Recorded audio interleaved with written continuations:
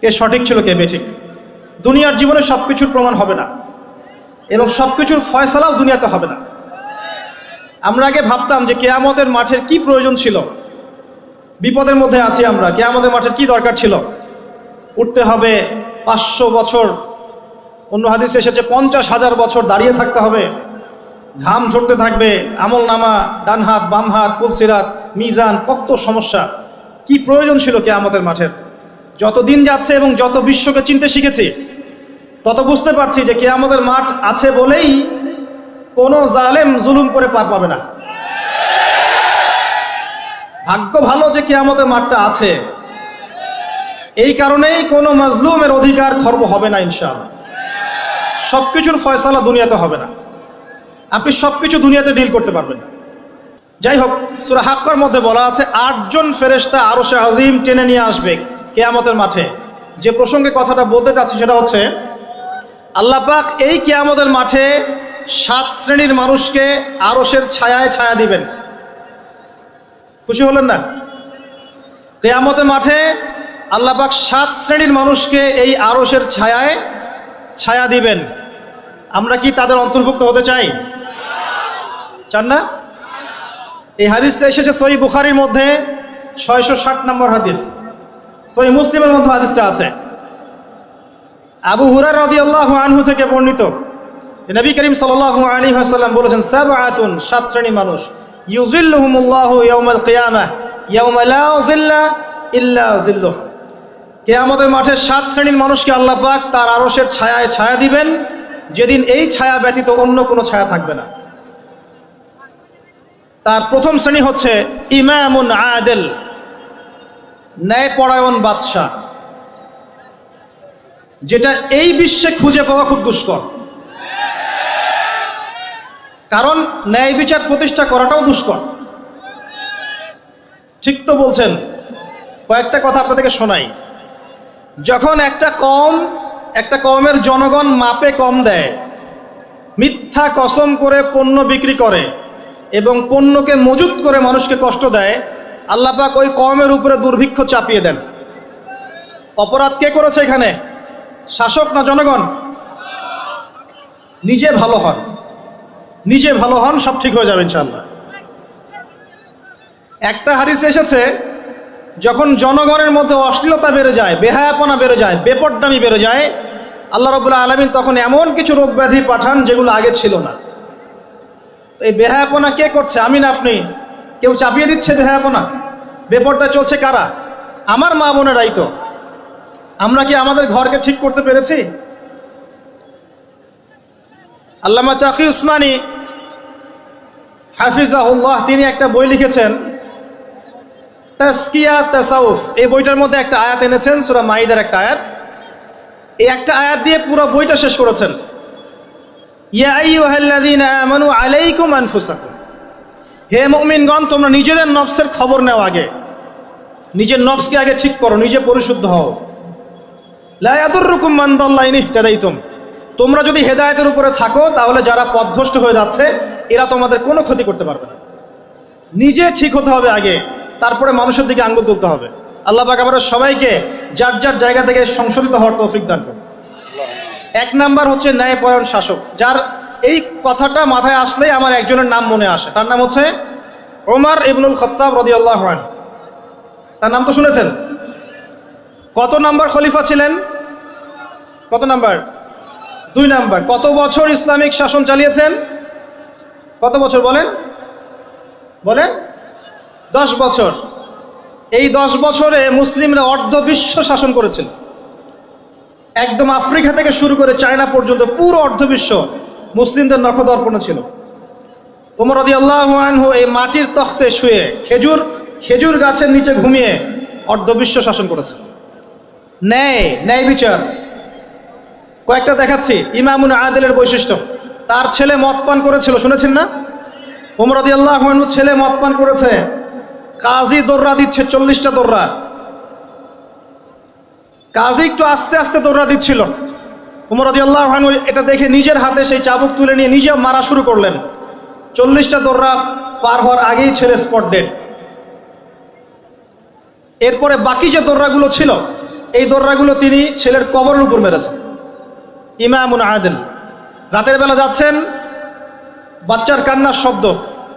কি সমস্যা তোমাদের? বাচ্চা খেতে পারে না, বাসায় খাবার নাই। তার মনটা হতবিহ্বল হয়ে পড়লো, আমার রাষ্ট্রে খাবার নাই। তিনি চলে গেলেন মদিনায়, নিজের পিঠে আটার বস্তা ময়দার বস্তা নিয়ে ওই বুড়ি মায়ের বাসায় এসে রান্না করে খাইয়েছেন। ইমামুন আদিল, ন্যায়পরায়ণ শাসক। একজন বলেছিল আসলাম রাদিয়াল্লাহু আনহু যে আনা আহমিলু উযরাক, হে আমিরুল মুমিনিন, আমি আপনার বোঝাটাকে বহন করছি, আমাকে দিন, আমাকে দিন।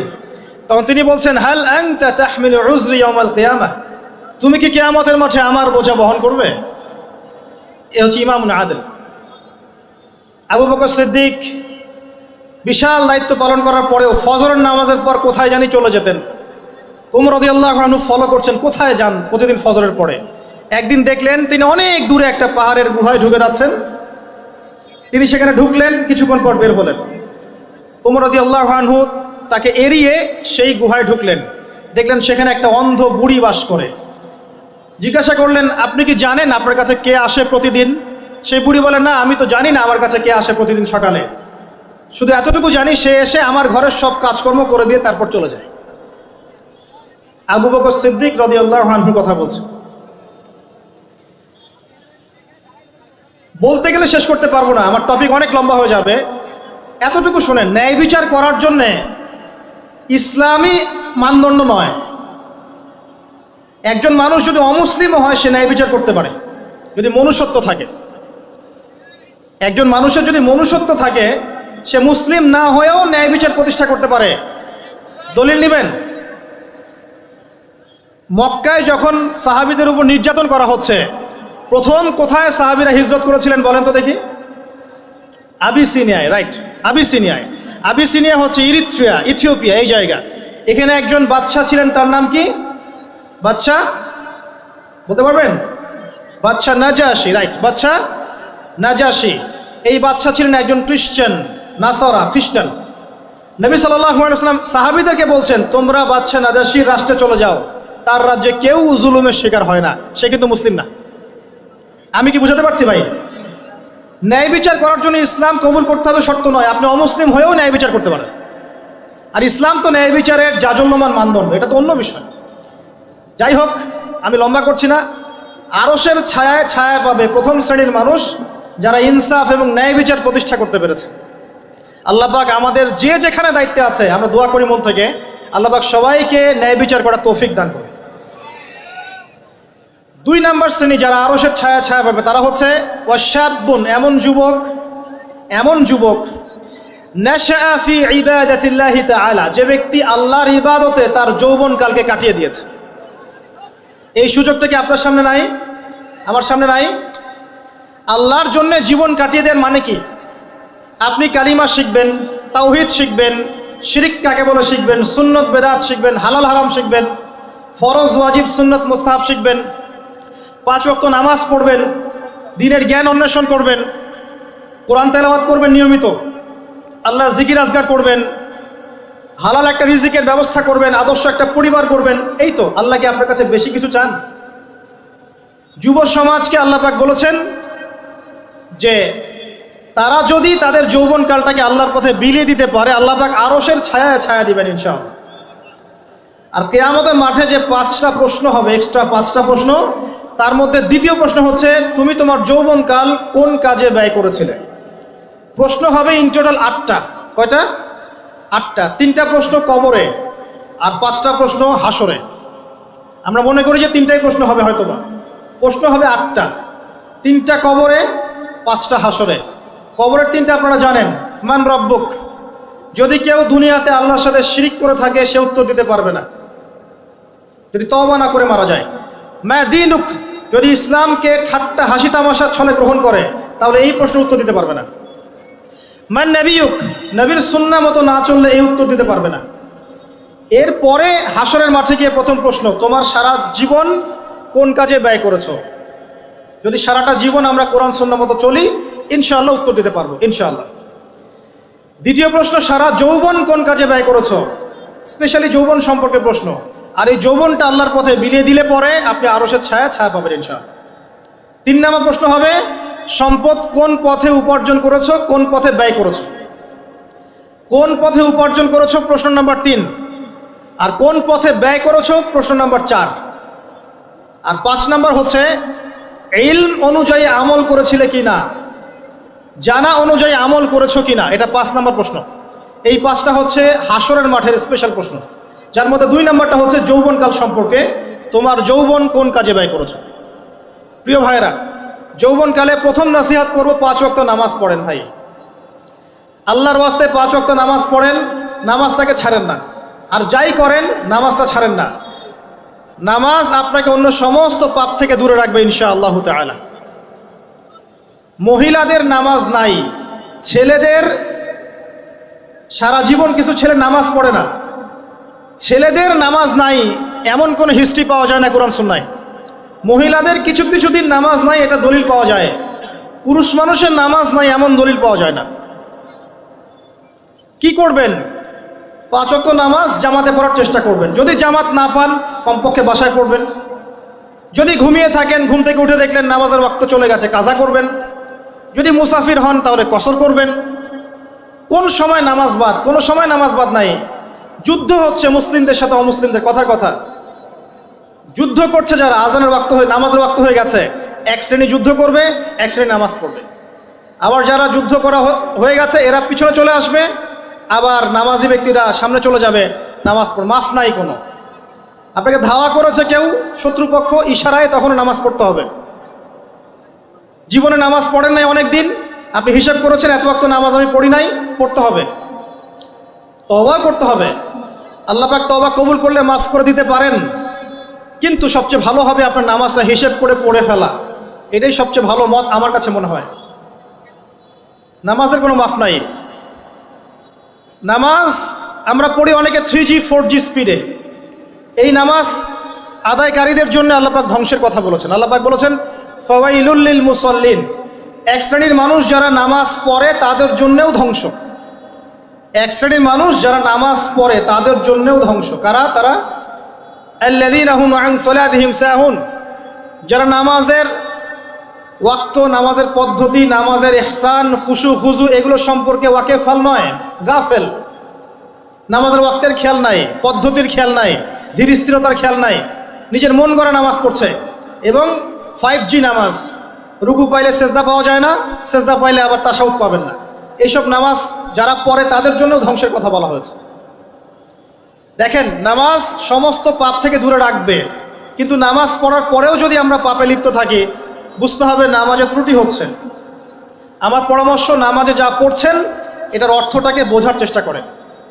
আল্লাহু আকবার থেকে শুরু করে আসসালামু আলাইকুম রহমতুল্লাহ পর্যন্ত কি পড়ছেন অর্থটা বোঝার চেষ্টা করেন, ইনশাআল্লাহ তাআলা নামাজে মনোযোগ বাড়বে ইনশাআল্লাহ। আরেকটা টিপস হচ্ছে, নামাজ শুরু হবে যখন জামাত, তার কিছুক্ষণ আগে মসজিদে গিয়ে 2 রাকাত নামাজ পড়ে বসে থাকেন, নামাজে মনোযোগ বাড়বে ইনশাআল্লাহ। আরেকটা টিপস হচ্ছে, প্রত্যেক নামাজের আগে ওযু করেন, মেসওয়াক করেন, নামাজের মনোযোগ বাড়বে ইনশাআল্লাহ। আরেকটা টিপস বলবো, প্রত্যেক দিন একই সূরা পড়বেন না, সূরাগুলোকে চেঞ্জ করতে থাকেন, দেখবেন আপনার নামাজে মনোযোগ বাড়বে ইনশাআল্লাহ। আল্লাহ পাক আমাদেরকে 5 ওয়াক্ত নামাজি হওয়ার তৌফিক দান করুন, আমিন। যুবক বয়সে আপনি 5 ওয়াক্ত নামাজটা পড়েন, কোরআন তেলাওয়াত করা শেখেন, অর্থটা বোঝার চেষ্টা করেন, হালাল একটা রিজিকের সন্ধান করেন, একটা নেককার মেয়েকে বিয়ে করেন, সত্য কথা বলেন, আমানতদারিতার পরিচয় দেন, এতটুকুই যথেষ্ট। আল্লাহ পাক আপনার কাছে আর কি চান? আল্লাহ পাক তো ওয়াদা করেছেন তার নবী মুহাম্মদ সাল্লাল্লাহু আলাইহি ওয়াসাল্লামকে যে তোমার উম্মত যদি আমার সাথে শিরিক না করে, আমার সাথে শিরিকের পাপ ছাড়া যে কোনো পাপ নিয়ে আসুক না কেন, আমি যাকে ইচ্ছা মাফ করে দেবো ইনশাআল্লাহ। একটা হাদিসে আছে, হাদিসে কুদসির মধ্যে, হে আদম সন্তান, তুমি যদি আসমান জমিন সমান গুনাহ নিয়ে আমার সামনে এসে দাঁড়াও কিয়ামতের মাঠে, কিন্তু আমার সাথে কাউকে শরিক করো নাই, শিরিকের পাপ নাই, আমি আসমান জমিন সমান ক্ষমা নিয়ে তোমার সামনে দাঁড়াবো ইনশাআল্লাহ। আর কি চান বলেন? প্রিয় যুবক ভাই, যৌবনকালটাকে আল্লাহর পথে বিলিয়ে দেন। বাস্তবতা ভিন্ন। বাস্তবতায় গিয়ে দেখবেন যুবকরা বেশিরভাগই তাদের জীবনকে বিলিয়ে দিচ্ছে একটা ডিগ্রির পিছনে, একটা সার্টিফিকেটের পিছনে, নিছক কিছু জ্ঞান অর্জনের পিছনে, যার পরকালীন কোনো স্বার্থ নাই। আপনি 30 বছর পড়াশোনা করেছেন, 30টা কোরআনের আয়াত শিখতে পারেন নাই, এটা বাস্তবতা, এটা ফ্যাক্ট। 30 বছর পড়াশোনা করেছেন, 30টা হাদিস আপনি জানেন না। এমনকি দেখবেন অজুর ফরজও অনেকে বলতে পারবে না। জিজ্ঞাসা করে দেখেন, অজুর ফরজ এটাও অনেকে বলতে পারবে না। এর মানে এই না যে সিলেবাসে ইসলাম ছিল না, ছিল ঠিকই, আমরা গুরুত্ব দেই নাই। স্কুল লেভেলে কিন্তু ইসলামের অনেক পড়াশোনা এখনো আছে, আছে না? আমরা কতটুকু গুরুত্ব দিই সেটা হচ্ছে কথা, কতটুকু গুরুত্বের সাথে পড়াই। আমরা তো পরীক্ষায় পাশের জন্য পড়ি, আর সবার তো মাদ্রাসায় পড়ার সৌভাগ্য হবে না। তাহলে আপনি কি করবেন? আপনার জন্য সবচেয়ে সেরা একটা মাধ্যম হচ্ছে আপনি আলেম ওলামার সোহবতে গিয়ে পড়ে থাকেন। বড় বড় যে রিনাউন্ড ওলামায়ে কেরাম আছেন তাদের কাছে গিয়ে কোরআন পড়া শেখেন, হাদিসের ইবারত পড়া শেখেন, আরবি ভাষাটা শেখেন, কোরআন হাদিস টুকটাক বুঝতে পারছেন। এরপরও যেটা পারবেন না তাদেরকে জিজ্ঞাসা করবেন, সলিউশন নেবেন, সিম্পল। আর পড়াশোনা করেই মানুষ সব কিছু শেখে না, আলেমকে দেখে শিখতে হয়, সোহবতে গিয়ে শিখতে হয়। আল্লাহ পাক বোঝার তৌফিক দান করুন, আমিন। প্রিয় ভাই, বাস্তবতা ভিন্ন। বাস্তবতা হচ্ছে আমরা ডিগ্রির পিছনে, সার্টিফিকেটের পিছনে সময় নষ্ট করছি, একটা চাকরির জন্য সারা জীবন ঢেলে দিচ্ছি, মনে করছি রিজিকের মালিক আমি নিজেই, হালাল হারামের কোনো পরোয়া করছি না, একটা হারাম জবকে পাওয়ার জন্য দিন রাত উজাড় করে দিচ্ছি। বাস্তবতা হচ্ছে এই যে সারাটা জীবন আমরা আল্লাহর পথে বিলিয়ে দিচ্ছি না, অনেকে গার্লফ্রেন্ডের পিছনেও বিলিয়ে দিচ্ছি। একটা দুইটা দিয়েও পোষাচ্ছে না, এখন 10টা 20টা করে গার্লফ্রেন্ড লাগে। খেয়াল করে দেখবেন, ফ্রি মিক্সিং, ছোটোবেলা থেকে ফ্রি মিক্সিং আপনার স্কুল থেকে শুরু হয়ে যায়, কলেজ, ইউনিভার্সিটি, এমনকি চাকরি ক্ষেত্র, জব সেক্টর, প্রতিটা সেক্টরই থাকে। এক পর্যায়ে দেখা যায় হারাম রিলেশনে জড়িয়ে যায়, তারপরে যদি ব্যর্থ হয় প্রেমে তাহলে হয়ে যাবে মাদকের কাছে, না হলে সঙ্গীতের কাছে, না হলে গুন্ডামি মাস্তানির কাছে, কিছু একটার কাছে গিয়ে সে প্রশান্তি খুঁজতে চায়। কিন্তু সে বুঝতে পারছে না যে প্রশান্তি আসলে দুইটা জিনিসের মধ্যে আছে, এক আল্লাহর আনুগত্য, দুই তার রাসূলের সুন্নাহ। সহজ কথায় প্রশান্তি দুইটা বিষয় পাবেন, এক 5 ওয়াক্ত নামাজ পড়েন মসজিদে, প্রশান্তি পাবেন। 2 নিয়মিত এক পারা করে কোরআন তেলাওয়াত করেন, প্রশান্তি পাবেন। আপনি গান শুনছেন, গান এটা আপনাকে সাময়িক বিমোহিত করছে, আপনাকে প্রশান্তি দিবে না। একটা সাময়িক একটা মোহ, একটা হ্যালুসিনেশনের মতো। আর এগুলোর পিছনে আছে বিশাল বিজনেস। আর এই সেক্টরগুলোর মধ্যে যে মানুষগুলো আছে এদের ব্যক্তিগত চরিত্র কত সুন্দর এটা আপনারা ঘাটলে বুঝতে পারবেন। বহু মানুষ আছে এই সব সেক্টরে যারা সমকামী। সমুদ্রের কিনারায়, কক্সবাজারের সমুদ্রের কিনারায় দাঁড়িয়ে যখন আমরা দেখি যে দুইটা ছেলে হাত ধরে হাঁটছে, একজন আরেকজনকে জড়িয়ে ধরছে, একজন আরেকজনকে চুমু খাচ্ছে, তখন আর অবাক হই না এখন, কারণ সমকামিতা এত বেড়ে গেছে দিন দিন, এগুলো এখন ইউজ টু হয়ে যাচ্ছে আমরা এগুলোর সাথে। আপনি কোথায় আছেন আপনি জানেন না। আমরা এখন এমন সব পাপ করি যে পাপ সম্পর্কে একটা কথা উপমা স্বরূপ বলছি আমি। ওই জান্নাত সম্পর্কে বলা হচ্ছে না, জান্নাত এমন জায়গা যা কোনো চোখ দেখে নাই, কোনো কান শোনে নাই, কোনো মন কল্পনা করে নাই, এমন জায়গা না জান্নাত। এখন এই শেষ জামানায় মানুষগুলো, আমরা যারা আছি, আমরা এমন সব পাপ করি যা কোনো চোখ দেখে নাই, কোনো কান শোনে নাই, কোনো মন কল্পনা করতে পারে না। এখন ছেলে ছেলেকে বিয়ে করছে, ছেলে ছেলের সাথে লিভ টুগেদার, মেয়ে মেয়েকে বিয়ে করছে। হ্যাঁ, একজন দিনী বোন দেখলাম, দিনী বোন, হিজাব পরা বোন, সে স্ট্যাটাস দিচ্ছে যে আমি এক জায়গায় যেতাম এক দিনী বোনের বাসায়, আস্তে আস্তে আস্তে আস্তে তার সাথে আমার একটা আন্তরিকতা সৃষ্টি হচ্ছিল। সেই মেয়ের আমার হাজব্যান্ড থাকে দেশের বাইরে,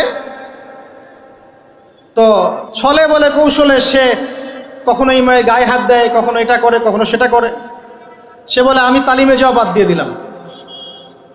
দিনী বোন, আর বাইরের অবস্থা কি তাহলে ভাবেন। এখন যত দিন যাচ্ছে এগুলো বাড়ছে। পাপ আপনি চিন্তাই করতে পারবেন না যে মানুষ এখানে এগুলো পাপ করতে পারে। মেয়ে মেয়ে একসাথে থাকে এবং একসাথে তারা একে অপরের যৌন চাহিদাও পূরণ করে। বলবেন যে এগুলো কিভাবে জানলেন? ভাই, ইন্টারনেট সব কিছু জানিয়ে দেয়। এখন এটা জানিয়ে দেওয়ার যুগ। আপনি বাসায় দেখবেন তরকারি রান্না করেছেন, ফেসবুকে দিয়ে দিলেন। কাপড় ধুয়েছেন, ফেসবুকে। স্ত্রীর সাথে বাইকে ঘুরেছেন, ফেসবুকে। মানে আমরা এখন প্রাইভেট লাইফ আর পাবলিক লাইফের পার্থক্য বুঝি না, নিজেরাই সব জানিয়ে দিতে চাই। এখান থেকে জানা যায় মেয়ে মেয়ে একে অপরের যৌন চাহিদা পূরণ করছে। বলতে পারেন কিভাবে সম্ভব? সম্ভব করার জন্য যে উপকরণের দরকার সেটাও বাজারে চলে এসেছে। এটা শেষ জামানা, এটা শেষ জামানা। আপনি কোন সাইনের অপেক্ষা করছেন? মানুষ, দাড়ি টুপি পরা মানুষকে দেখবেন যে অনেকেই আছে বোনের সম্পত্তি দিবে না, সম্পত্তির অধিকার দিবে না, মেয়েদেরকে পড়াশোনা করাবে না, অনেক কিছুই জুলুম। এদিকে নামাজ পড়ছেন মাশাআল্লাহ, অর্থনৈতিক জীবনে দেখবেন সুদ খাচ্ছে, দাড়ি টুপি বলা মানুষ। আমি আমাদের সমস্যা নিয়ে বেশি কথা বলতে চাই। অন্যরা ইসলাম বোঝে না, তাদের কাছে ইসলামের দাওয়াত এভাবে পৌঁছে নাই, তারা জানে না এর মধ্যে চূড়ান্ত সত্যের উৎস আছে, সমস্ত সমস্যার সমাধান আছে। আমরা তো জানি, তাহলে আমরা জানার পরে আমি দাড়ি রেখে কেন, নামাজ পড়ে কেন সুদ খাবো? এই উত্তরটা আমাকে দেন আগে। আমি নামাজ 5 ওয়াক্ত নামাজ পড়ে হজ ওমরা করে যাকাত দিয়ে আমি কেমন করে ঘুষ নিব? কিভাবে আমি একজন মুসলিম ছেলে হয়ে বিবাহ বহির্ভূত সম্পর্ক করতে পারি? কিভাবে আমাদের মুসলিম পরিবারের মেয়েরা বেপর্দায় বাইরে যেতে পারে? অমুসলিমদের কথা বাদ দেন, আমাদের কথা চিন্তা করেন। আলাইকুম আনফুসাকুম, নিজেদের খবর নেওয়া আগে। এমনও পাপ হচ্ছে এখন, আপনি আপনার কান শোনে নাই, হৃদয় কল্পনাও করে নাই। একটা ছেলে রাস্তায় হাঁটছে, ছেলেটার মধ্যে মেয়েলি স্বভাব, কিছু মানুষ ওকে টার্গেট করছে, টার্গেট করে ওকে ফুসলিয়ে ফাসলিয়ে একটা জায়গায় নিয়ে গেল, নিয়ে গিয়ে ওকে একটা অফার করলো, সে অফারে রাজি হলো না। তারপর তাকে মনে করেন ওই যে অজ্ঞান পার্টি আছে না, এরকম অজ্ঞান করে ফেললো, ফেলে একটা গোপন জায়গায় নিয়ে গিয়ে তার যে পুরুষাঙ্গটা আছে এটাকে কেটে ফেলে দিয়েছে, কেটে ফেলে দিয়ে তাকে হিজরাতে দলভুক্ত করেছে। এবং সে এখন রাস্তাঘাটে টাকা তুলে বেড়ায়, একটা অংশ ওদের মনিবকে দেয়, এটাই ওর জব। এখানে প্রশাসনের অনেক ভাই আছে আমি জানি, তারা জানে বাস্তবতা কী জিনিস। কল্পনা করতে পারবেন না যে এদের মধ্যে গ্রুপিং আছে, কোথায় থাকবে, কে কতক্ষণ কত ঘন্টা, এটা টাইম নির্ধারণ করা আছে। কেউ কেউ স্বেচ্ছায় হিজরা হচ্ছে যাতে করে টাকা কামাই করা যায়। জানেন কোথায় আছেন? একটা মেয়ে একটা বাচ্চাকে নিয়ে ঢাকা শহরের মিরপুরের ফুটপাতে দাঁড়িয়ে আছে, বাচ্চা ঘুম, বাচ্চা ওঠে না। দীর্ঘ সময় অবজার্ভ করছে যে বাচ্চা ঘুম, এতক্ষণ ঘুমের কারণ কি? ডেকে জিজ্ঞাসা করা হলো বাচ্চা কার, যে বাচ্চাকে দেখিয়ে আপনি টাকা তুলছেন। বললো আমার বাচ্চা। কিছুক্ষণ পরে একজন তাকে এসে সেভ করে নিয়ে চলে গেল, যেহেতু গন্ডগোল হচ্ছিল। পরে সেই এলাকার স্থানীয় এক ভাই, সেখানকার পলিটিক্যাল একজন ভাই, সে আমাকে বোঝাচ্ছে যে আসলে ভাই বিষয়টা অন্যরকম। কি বিষয়? বিষয়টা হচ্ছে যে এক শ্রেণীর মেয়ে আছে এই শহরে যারা বাচ্চা ভাড়া দেয়, আর এক শ্রেণীর মেয়ে আছে যারা বাচ্চা ভাড়া নেয়। যারা বাচ্চা ভাড়া দেয় তারা এই ভাড়ার বিনিময়ে টাকা পায়, আর যারা ভাড়া নেয় তারা বাচ্চাকে রাস্তায় শুয়ে দেখায় যে বাচ্চা অসুস্থ, টাকা দেন, টাকা দেন, সাহায্য করেন। তো বললাম যে বাচ্চা এতক্ষণ ঘুমায় থাকে কিভাবে? তো ভাই বাচ্চা ঘুমায় থাকে না, ঘুমের ওষুধ খাওয়ায় রাখে। বাচ্চা, ওই বাচ্চা কি অপরাধ? হৃদয় কল্পনা করবেন এমন পাপ মানুষ করছে এখন, আপনার কল্পনার বাইরে মানুষের পাপ এখন। প্রিয় যুবক ভাইরা, এগুলো বলতে গেলে অনেক সময় লাগবে। আখিরুজ্জামানের ম্যাক্সিমাম সাইন এখন স্পষ্ট হচ্ছে। মানুষ আল্লাহর হালালকে হারাম করছে, হারামকে হালাল করছে। সত্যবাদী মিথ্যাবাদী হয়ে যাচ্ছে, মিথ্যাবাদী সত্যবাদী হয়ে যাচ্ছে। মানুষ উঁচু উঁচু বিল্ডিং নির্মাণের প্রতিযোগিতায় ব্যস্ত, মত্ত, দুনিয়ার নেশায় মত্ত। দিনকে মানুষ দুনিয়া উপার্জনের মাধ্যম বানিয়ে খাচ্ছে। মানুষ মাদককে হালাল মনে করছে, জেনাকে হালাল মনে করছে। সময়গুলো সংক্ষিপ্ত হচ্ছে, আল্লাহর আযাব গজবগুলো বাড়ছে। বিশ্বাস করেন, মন থেকে একটা কথা বলছি, আল্লাহর গজব আসা শুধু সময়ের ব্যাপার মাত্র, জাস্ট সময়ের ব্যাপার। আমরা যা করছি, আমরা ব্যক্তি পর্যায় থেকে শুরু করে বিশ্ব পর্যন্ত যা করছি, আল্লাহর গজব আসা শুধু একটা সময়ের ব্যাপার মাত্র। দেখে নিয়েন, আল্লাহ পাক আমাদেরকে বাঁচাক, হেফাজত করুক, দোয়া করি আল্লাহুম্মা আমিন। আল্লাহর কাছে দোয়া করি, আল্লাহ যে মানুষগুলো এই পৃথিবীতে আছে তোমাকে ডাকছে, নীরবে নিভৃতে তোমাকে ডেকে চোখের পানি ফেলছে, যাদেরকে তুমি এই পৃথিবীতে তোমার অর্পিত দায়িত্ব দিয়েছো, যারা যথাযোগ্যভাবে পালন করছে, এদের ওসিলায় হলেও আমাদেরকে হেফাজত করো, আমিন। যুব সমাজ আল্লাহর পথে জীবন উৎসর্গ করছে না। আমরা এখন ব্যস্ত আছি দুনিয়ার পিছনে, স্ট্যাটাস, বাড়ি গাড়ি, সম্পত্তি, মেয়ে, নারী, নেশা, মদ, এগুলো। প্রিয় ভাই, এই যৌবনকালে যে আপনি মারা যাবেন না কোনো গ্যারান্টি নাই। আমাদের বয়সী বহু ছেলে কবরে চলে গেছে। আজকের লেকচার শোনার পর অ্যাটলিস্ট তওবা করে ফিরে আসেন, আপনার গার্লফ্রেন্ডের সাথে সম্পর্ক ত্যাগ করেন, সম্পর্ক ছাড়ার সময় ফোন দিয়ে বলেন না যে আর কথা বলবো না তোমার সাথে, আজকেই শেষ, এখনই কেটে ফেলেন।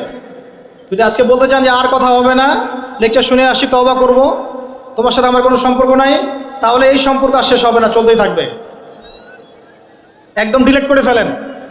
পড়াশোনা করেন, 5 ওয়াক্ত নামাজ পড়েন, আল্লাহ রাস্তায় সময় দেন, হালাল একটা রিজিকের সোর্স খোঁজার চেষ্টা করেন। রিজিকের সোর্স হয়ে গেলেই আপনি বিয়ে করে ফেলেন। বিয়ে করে ফেলেন, প্রাপ্তবয়স্ক হয়েছেন, বিয়ে করে ফেলেন। আর পিতা মাতাদের প্রতি রিকোয়েস্ট থাকবে, বিয়েটাকে সহজ করে দেন। আপনার সন্তানদেরকে জেনা থেকে বাঁচান, চোখের পাপ থেকে বাঁচান, মনের পাপ থেকে বাঁচান। আমার ফোনটা যদি আমি খুলি, আপনাকে দেখাই, এখানে 3,000 4,000 করে মেসেজ আসে। আমি সব তো দেখার সময় পাই না, যে কয়টা স্ক্রল করার সময় পাই। ম্যাক্সিমাম সমস্যা, ভাই হস্তমৈথুনে অভ্যস্ত হয়ে পড়েছি, ছাড়তে পারি না, কি করব। ভাই বিয়ে করতে চাই, সামর্থ্য নাই, কি করব। ভাই আমার স্বামীর সাথে মনিমনা হয় না, কি করব। প্রবলেমস আর প্রবলেমস। বেশিরভাগ প্রবলেমস নৈতিকতা সম্পৃক্ত, নৈতিকতার সাথে সম্পৃক্ত।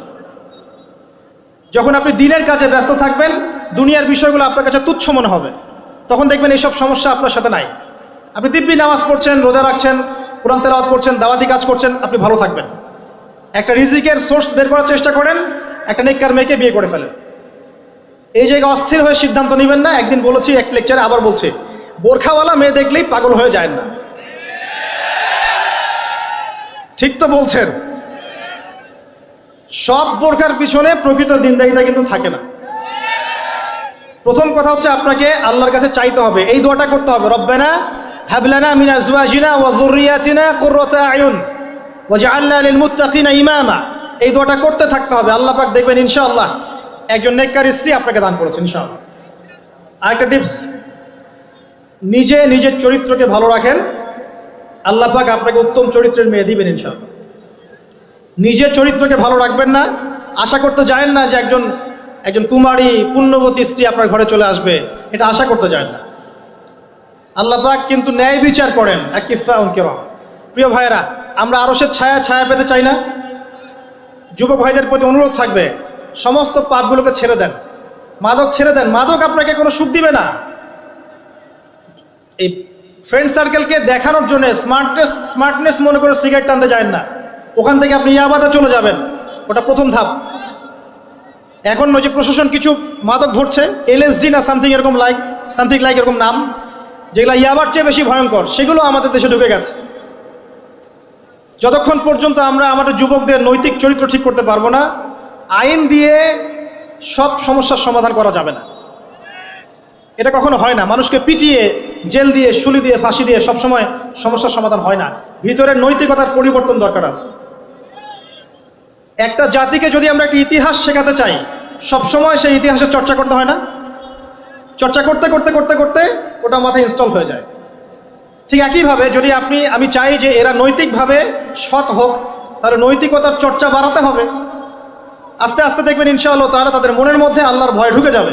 আল্লাহর ভয় একবার ঢুকে গেলে তাকে জেনার অফার করা হলেও সে বলবে আমি আল্লাহকে ভয় করি। তার সামনে মদের পেয়ালা দিলেও বলবে আমি আল্লাহকে ভয় করি। ইনশাআল্লাহ তাআলা আমরা আশাবাদী, আগামী দিনের উম্মার পতাকা এবং দেশের ধারক বাহক হবে এই যুব সমাজ। আল্লাহ পাক আমাদের যুবক ভাইদেরকে নৈতিকভাবে উন্নত করুন, জ্ঞানী গুণী বিজ্ঞ হিসেবে কবুল করুন এবং জানা অনুযায়ী আমল করার তৌফিক দান করুন। তাদের চরিত্রকে আল্লাহ পাক সুন্দর করে দিন, আমিন। প্রিয় যুবক ভাই, পাপগুলো ছেড়ে দেন, তওবা করে ফিরে আসেন। আল্লাহ আপনার জন্য অপেক্ষা করছেন, আপনি কখন তওবা করে আসবেন। বিশ্বাস করেন, আল্লাহ আপনার জন্য অপেক্ষা করছেন যে কখন আপনি তওবা করবেন। প্রত্যেক রাতে আল্লাহ পাক প্রথম আসমানে নামেন এবং আপনাকে আহ্বান করতে থাকেন, কে আছো আমাকে ডাকবে, আমি তোমার ডাকে সাড়া দিব। কে আছো আমার কাছে চাইবে, আমি তোমার চাওয়া পূরণ করব। কে আছো আমার কাছে ক্ষমা চাইবে, আমি তোমাকে মাফ করে দেব। প্রত্যেক রাতেই। আপনি মাদকের কাছে সুখ পাবেন না, গার্লফ্রেন্ড আপনাকে সুখ দিবে না। আর প্রকৃত অর্থে এগুলো ভালোবাসার পরিচয় নয়। আল্লাহ আপনাকে ভালোবাসেন, মানুষের অবস্থানকে ভালোবাসে, আল্লাহ আপনার আত্মাকে ভালোবাসেন। একটা কথা মনে রাখবেন, মানুষের অবস্থানকে বেশি মূল্যায়ন করে। আল্লাহ পাক আপনাকে সৃষ্টি থেকেই ভালোবাসেন। আপনি তওবা করে ফিরে আসেন, আপনার জন্য এই আয়াতের সুসংবাদ। আল্লাহ পাক বলেছেন সূরা ফুরকানের মধ্যে, ইল্লা মান তাবা, যারা তওবা করে ফিরে আসবে, ওয়া আমানা, এবং ঈমান নিয়ে আসবে, ওয়া আমিলা আমালান সালিহান, এবং সৎ আমল সম্পাদন করবে, উলাইকা ইউবাদদিলুনা সাইয়্যাতিহিম হাসানাত, এরাই তারা যাদের গুনাহগুলোকে নেকি দিয়ে পরিবর্তন করে দেওয়া হবে ইনশাআল্লাহ। আল্লাহ পাক আবার বলছেন, যারা তওবা করবে, তওবা করে ফিরে আসবে, ঈমান নিয়ে আসবে, বেশি বেশি নেক আমল করবে, এরাই সেই সব মানুষ যাদের গুনাহগুলোকে আল্লাহ পাক নেকি দিয়ে পরিবর্তন করবেন ইনশাআল্লাহ তাআলা। দ্বিতীয় শ্রেণী তারা যারা তাদের যৌবনকাল আল্লাহর পথে বিলিয়ে দিয়েছে। তিন নাম্বার শ্রেণী হচ্ছে তারা রাজুলুন, এমন ব্যক্তি কলবুহু মুআল্লাকুন বিল মসজিদ, যার হৃদয়টা মসজিদের সাথে ঝুলন্ত থাকে। একজন মানুষের মন মসজিদের সাথে ঝুলন্ত কিভাবে থাকতে পারে? মানে প্রত্যেক ওয়াক্ত নামাজের পর পরের ওয়াক্ত নামাজ পড়ার জন্য সে আগ্রহী থাকে। এটাকে বলা হয় মসজিদের সাথে হৃদয় ঝুলন্ত থাকা। এই শ্রেণীর মানুষকে আল্লাহ পাক আরশের ছায়া দিবেন ইনশাআল্লাহ তাআলা। এটাকে আমরা করতে পারি না ভাই?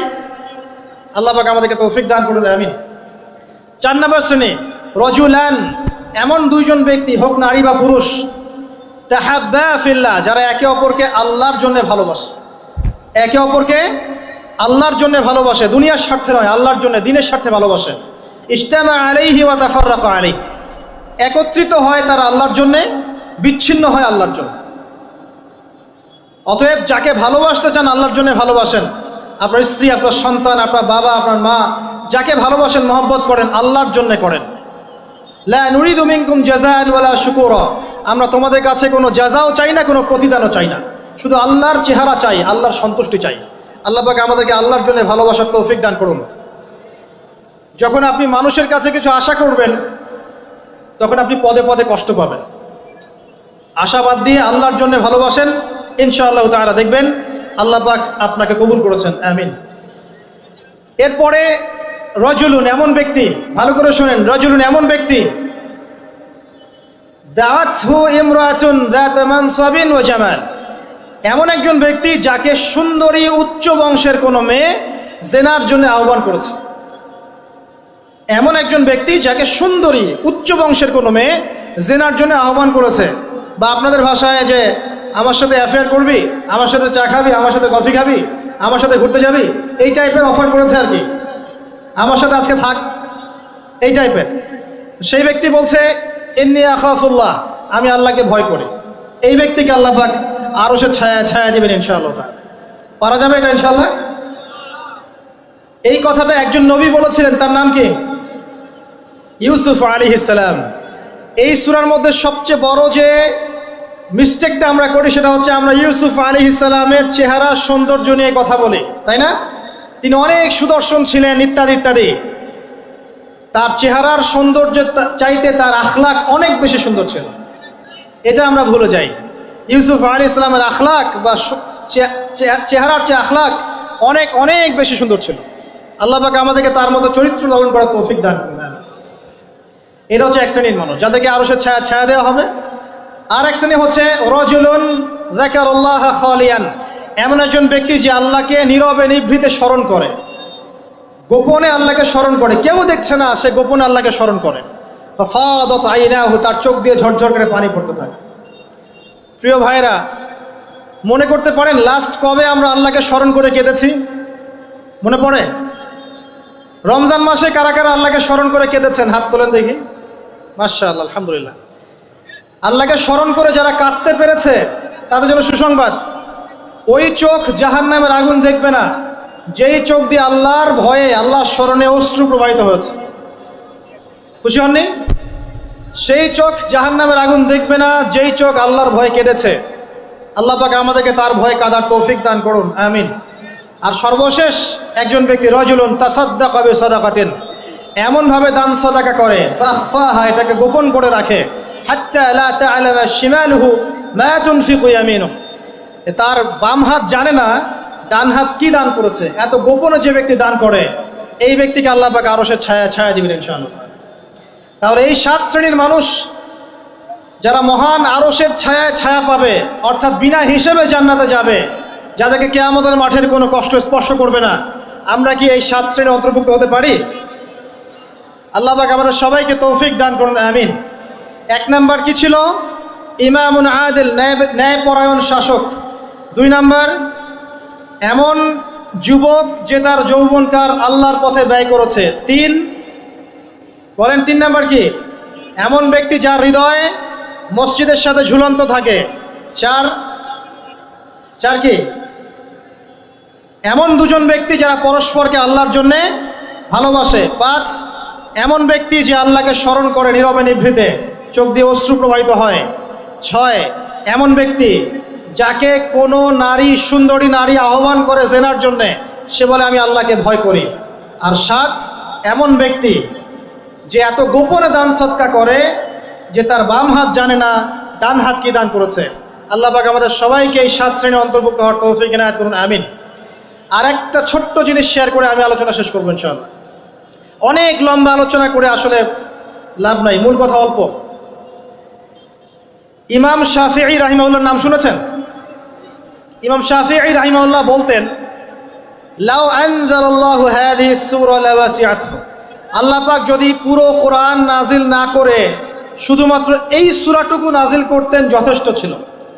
তিনি আরো বলতেন যে একজন মুসলিমের উপরে কোরআন শিক্ষা করা যেমন ফরজ, ঠিক তেমনি আরবি ভাষাটা শেখাও ফরজ। তিনি এই কথা বলেছেন, আমি বলি নাই, কিন্তু আমি তার এই মতের সাথে একমত। কোন সূরা? সূরাতুল আসর। আল্লাহ পাক বলছেন ওয়াল আসরি, সময়ের কসম, আপনার হেদায়েতের জন্য যথেষ্ট। সময়ের কসম, মহাকালের কসম, ইন্নাল ইনসানা লাফি খুসর, এই পুরো মানব জাতি ধ্বংসের মধ্যে আছে, ক্ষতির মধ্যে আছে। ইল্লাল্লাযীনা আমানু, তারা নয় যারা ঈমান এনেছে, ওয়া আমিলুস সলিহাত, এবং সৎ আমল করেছে, ওয়া তাওয়াসাউ বিল হক, এবং পরস্পরকে সত্যের উপদেশ দিয়েছে, ওয়া তাওয়াসাউ বিস সবর, এবং পরস্পরকে ধৈর্যের উপদেশ দিয়েছে। এই 4টা গুণ যারা অর্জন করতে পারবে ইনশাআল্লাহ তাআলা দুনিয়া এবং আখিরাত উভয় জাহানের যে কোনো ক্ষতি থেকে, বালা মুসিবত থেকে আল্লাহ পাক তাদেরকে হেফাজত করবেন ইনশাআল্লাহ তাআলা। সময়ের কসম কেন? 3টা মেসেজ, একটু মনোযোগ দেন। সময়ের কসমের পিছনে 3টা মেসেজ। 1, সময় আপনার জীবনের সবচেয়ে মূল্যবান জিনিস। সময় চলে যাচ্ছে, হায়াত চলে যাচ্ছে। বরফ গলে যায় যেমন আমাদের দিন রাত চলে যাচ্ছে, হায়াত গলে যাচ্ছে ঠিক ওই রকম। 2 নম্বর মেসেজ, আল্লাহ পাক অতীতকালের দিকে তাকাতে বলছেন। অতীতকালের দিকে তাকিয়ে দেখেন, প্রত্যেক যুগে যুগে যারাই কোরআন এবং সুন্নাহ মানে আল্লাহ এবং তার রাসূলের বিরোধিতা করেছিল, আল্লাহ পাক তাদেরকে সমূলে ধ্বংস করেছেন। এই শিক্ষা আল্লাহ দিতে যাচ্ছেন। ফিরআউন ধ্বংস করেন নাই? আল্লাহ পাক ধ্বংস করেন নাই? নমরুদ আল্লাহ পাক ধ্বংস করেন নাই? নূহ আলাইহিস সালামের কওমকে আল্লাহ পাক ধ্বংস করেননি? আদ জাতি, সামুদ জাতি, কওমে মাদিয়ান, এগুলোকে আল্লাহ পাক ধ্বংস করেননি? করেছেন। এখানে মেসেজ সময়ের কসম বলে, এই যে এ যুগেও বা ভবিষ্যতেও যদি কেউ আল্লাহ এবং তার রাসূলের বিরুদ্ধাচরণ করে, আল্লাহ পাক বলছেন তারাও ধ্বংস হবে ইনশাআল্লাহ। ঠিক আছে? আর 3 নম্বর মেসেজ হচ্ছে আমাদের জন্য, সেটা হচ্ছে যারা বিশ্বনবীর উম্মত মুহাম্মদ সাল্লাল্লাহু আলাইহি ওয়াসাল্লামের উম্মাহ, যারা শেষে এসেছি আমরা, যাদের সামনে কিয়ামত হবে, তারা সবচেয়ে বেশি ক্ষতির মধ্যে আছে। কারণ এই যুগে কিয়ামতের বেশি বেশি নিদর্শনগুলো আত্মপ্রকাশ করবে এবং যত দিন যাবে ফিতনা ফাসাদ তত বাড়তে থাকবে। এই কারণে আমরা বেশি ক্ষতির মধ্যে আছি। প্রতিটা মানুষকে আল্লাহ পাক ক্ষতিগ্রস্ত বলে বলছেন ক্ষতি 2 প্রকার। 1 নম্বর ইহকালীন ক্ষতি, আর একটা পরকালীন ক্ষতি। ইহকালের ক্ষতিগুলোকে দেখেন, আমাদের যত সমস্যা, পারিবারিক বলেন, সামাজিক বলেন, অর্থনৈতিক বলেন, বৈশ্বিক বলেন, এই সমস্যাগুলো আমাদের হাতের কামাই। এই সমস্যাগুলো আমরা কামিয়েছি। আল্লাহ পাক সূরা রুমের মধ্যে বলেছেন যাহারাল ফাসাদু ফিল বাররি ওয়াল বাহরি বিমা কাসাবাত আইদিন নাস, জলে স্থলে যত বিপর্যয় ছড়িয়ে পড়েছে এগুলো মানুষের হাতের কামাই। মানুষ ক্ষতির মধ্যে আছে, মানে মানুষ দুনিয়াতে ক্ষতির মধ্যে আছে। আর পরকালে ক্ষতি কি? মানুষকে মৌতের স্বাদ গ্রহণ করতে হবে, কবরের প্রশ্ন, হিসেব নিকেশ। আপনারা বিশৃঙ্খলা করছেন কেন? মিজান, পুলসিরাত, জান্নাত জাহান্নাম, এগুলো আমাদের পরকালের ক্ষতি। তাই মানুষ এবং জিন জাতি পরকালেও ক্ষতির মধ্যে আছে, আছে না? আছে। 4টা কাজ যারা করবে তারা ক্ষতিমুক্ত। 1 নাম্বার ইল্লাল্লাযীনা আমানু, এতটুকু শুনে যান, এতটুকুর উপর আমল করে যান, ইনশাআল্লাহ যথেষ্ট হবে। ঈমান যারা এনেছে, ঈমান কি জিনিস? কয়টা বিষয়ের প্রতি ঈমান আনতে হয়? উত্তর হচ্ছে 6টা বিষয়। 1, আল্লাহর প্রতি বিশ্বাস। 2, ফেরেশতা মণ্ডলীর প্রতি বিশ্বাস। 3, নবী রাসূলগণের প্রতি বিশ্বাস। 4 সমস্ত আসমানি কিতাবে বিশ্বাস, 5 পরকালের জীবনে বিশ্বাস, এবং 6 ভাগ্যের ভালো মন্দে বিশ্বাস। এই 6টা বিষয়কে মনে বিশ্বাস করতে হয়, মুখে স্বীকৃতি দিতে হয় এবং কাজেও বাস্তবায়ন করতে হয়। আল্লাহ পাক এই 3টাকে বাস্তবায়ন করার তৌফিক আমাদেরকে দান করুন, আমিন। যারা এভাবে ঈমান নিয়ে আসবে, এরপরে আমলে সালেহ করবে। আমলে সালেহ কি জিনিস? যে আমল কোরআন সুন্নাহ থেকে প্রমাণিত, সেটাই আমলে সালেহ। আল্লাহ পাক যা করতে বলেছেন, রাসূল যা করতে বলেছেন, সেটা যত ছোট হোক যত বড় হোক, সব কিছুই আমলে সালেহ। নামাজ আমলে সালেহ, সওম, হজ, যাকাত, তাসবিহ, তাহলিল, জিকির, আজগার, কোরআন তেলাওয়াত, সত্য কথা বলা, পিতামাতার খিদমত, সবই হচ্ছে আমলে সালেহ। যত কাজ আল্লাহ কোরআন এবং সুন্নাহয় করতে বলেছেন, তার নবী হাদিসের মধ্যে করতে বলেছেন সাল্লাল্লাহু আলাইহি ওয়াসাল্লাম, সবই হচ্ছে আমলে সালেহ। একই সাথে এই কথাটা মনে রাখবেন, একই সাথে আল্লাহ এবং তার রাসূল যেগুলো নিষেধ করেছেন, সেগুলো না করাও হচ্ছে আমলে সালেহ। যেমন সুদ না খাওয়া আমলে সালেহ, শিরক না করা আমলে সালেহ, বেদাত না করা আমলে সালেহ, হারাম না খাওয়া আমলে সালেহ, টাকনুর নিচে প্যান্ট না পরা আমলে সালেহ, বেপর্দায় না চলা আমলে সালেহ, মিথ্যা না বলা আমলে সালেহ। এক কথায় যেগুলো নিষেধ করা আছে, এগুলো থেকে দূরে থাকাও হচ্ছে আমলে সালেহ। আমরা যেটা করি, আমরা ভালো কাজ করতে চাই কিন্তু খারাপ কাজ ছাড়তে চাই না, এটা বড় সমস্যা। ভালো কাজ করতে হবে যেমন, খারাপগুলো ছাড়তেও হবে তেমন। আল্লাহ পাক আমাদেরকে তৌফিক দান করুন, আমিন। লাস্টে 2টা কথা, ওয়াতাওয়াসাউ বিল হাক্কি ওয়াতাওয়াসাউ বিস সবর।